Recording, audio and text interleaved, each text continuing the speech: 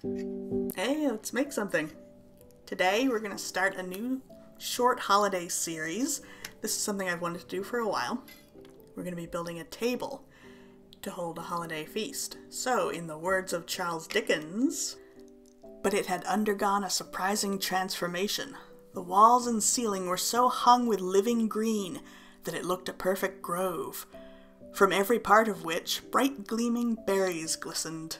Leaves of holly, mistletoe, and ivy reflected back the light as if so many little mirrors had been scattered there, and such a mighty blaze went roaring up the chimney as that dull petrifaction of a hearth had never known in Scrooge's time, or Marley's, or for many and many a winter season gone. Heaped up upon the floor to form a kind of throne were turkeys, geese, game, poultry, brawn, great joints of meat, sucking pigs, long wreaths of sausages, mince pies, plum puddings, barrels of oysters, red-hot chestnuts, cherry-cheeked apples, juicy oranges, luscious pears, immense twelfth cakes, and seething bowls of punch that made the chamber dim with their delicious steam. So if you're familiar with A Christmas Carol, you probably recognize that as the Ghost of Christmas Presents feast that he's sitting on when Scrooge finds him. And I want to make this feast not to excess the way it is in the story. I want to just set a table with all the dishes that are listed.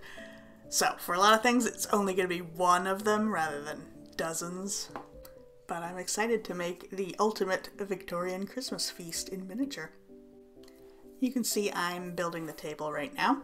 I'm using a lot of the techniques I used in an earlier video, my one for the Goth Dracula dining table. And in this I'm just shaping dowels. I cut up a wood block and I'm beveling the edges of a little piece of plywood here, all to make this miniature dining room table. I'm going to try giving you a little more quiet time in my videos, so I'll just let you watch this for a little bit.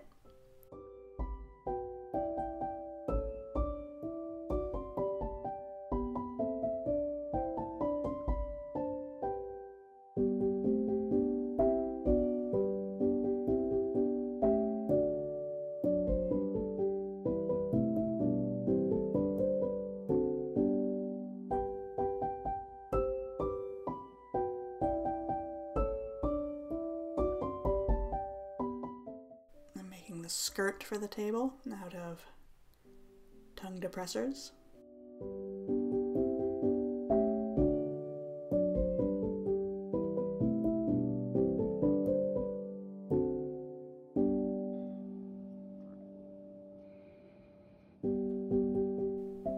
Tables are nice and easy. Everything's square. And now I want to stain the table to have a dark sort of walnut look to it. So I'm using some burnt umber acrylic paint. It's always good to test the underside of the table first before you paint the whole thing, just in case.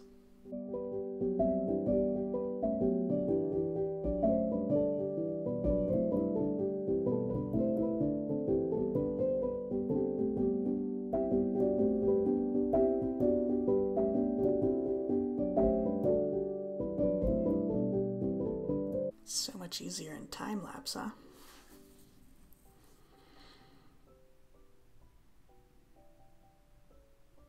After this, I should say, I gave it 2 coats of gloss varnish.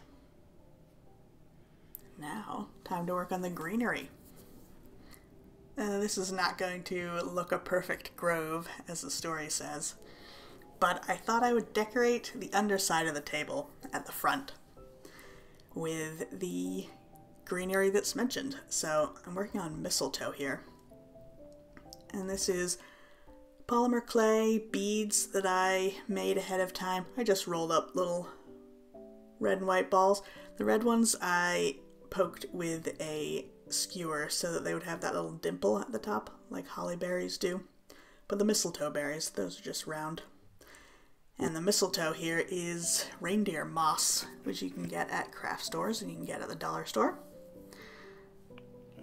It's especially good because it'll form those little round clumps, which is what mistletoe also does. It makes round plants. And for the ivy, I'm using some green twigs that I think I got in a model kit. I can't remember where those twigs came from. And I'm adding leaves that I got as a gift. They are Model Maker's miniature leaves. And you can tell there's some kind of seed hull, and I don't know what type, but they've been dyed different colors, so I have a few different colors. So the ivy was dark green, and now holly is going to be light green. I was trying to figure out how to make holly leaves, because the model leaves are just 3-pronged shapes. But I figured out cutting the edges off with an X-Acto knife kind of works. Once you see them together with the berries, your eye sort of fills in their shortcomings and you accept them as holly leaves, I think. Or I do anyway. And the twig for this one is just a twig from outside, so that was free.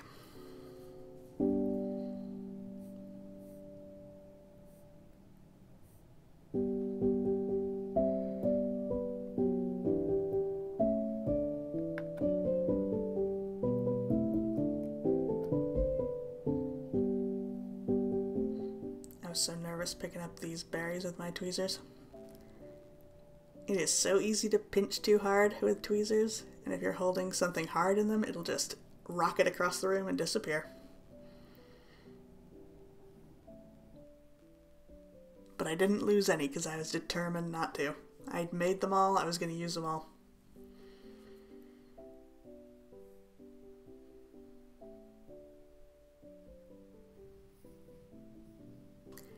Now here I'm using some simple cotton lace to make a table runner. I thought about making an entire tablecloth. I decided to just go with the runner. So you can see this particular lace is sort of scalloped just to one side, so I mirrored it.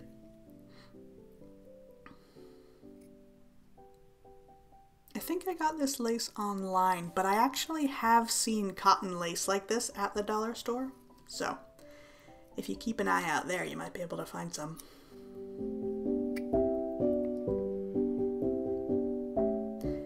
And it's not super prone to fraying, but it might fray, so I thought just to be safe, I'll add some simple PVA glue around the edges. That'll keep it down. It'll also help it stay stiff and straight, because it's tricky using real fabric with miniatures. The weight of the fabric is completely different, and things can stick out unless you glue them down, iron in folds, things like that.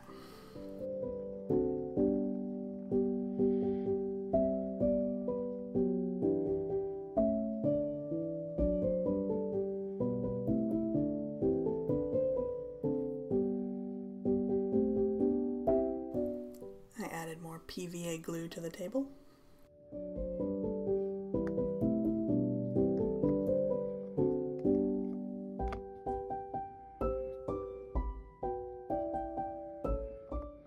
There, you lay them both together, they look like one piece of fabric.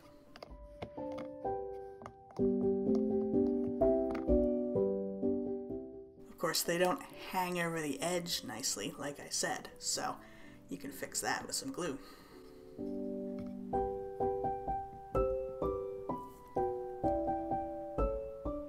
And now I'm using some clear glue to attach these on the front.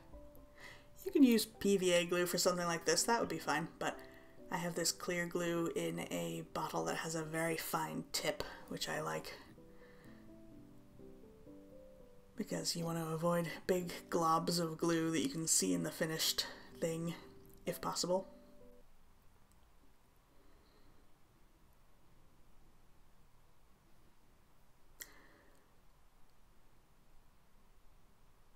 I lost a leaf there.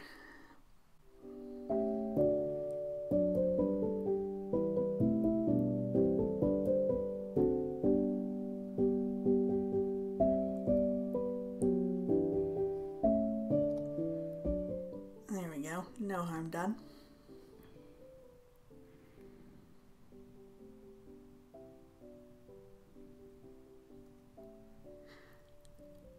I should say, I put on this holly branch, I let the glue dry overnight. When I came and looked at it in the morning, I thought, that's not enough holly. It doesn't look as full as the ivy side. So I went and added another branch and I redistributed some of the holly berries. So when you see the finished thing, you'll see it has an extra branch to it.